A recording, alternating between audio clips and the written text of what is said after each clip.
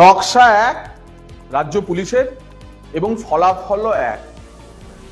শাহজাহানের যা ফলাফল হয়েছে এক্ষেত্রেও তাই হবে। বাড়তি সেটা হচ্ছে তখন নির্বাচনী আচরণবিধি ছিল না, এখন নির্বাচনী আচরণবিধি বলবৎ হয়েছে। দেখুন, এনআইএর এই পর্বে এনআইএর যাওয়া,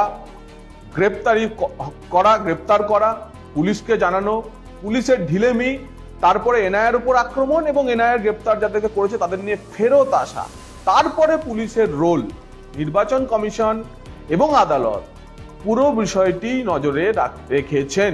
এনআইএ এই যে ভূপতিনগর ঠেকাতে হাইকোর্টে গেছে তার মূল কারণ হচ্ছে তাহলে এই এসপি ধনরাম সিং এর বাড়িতে এই বিজেপির জিতেন্দ্র তেওয়ারির যাওয়া এটা ফাঁস হয়ে যাবে, তদন্তে চলে আসবে।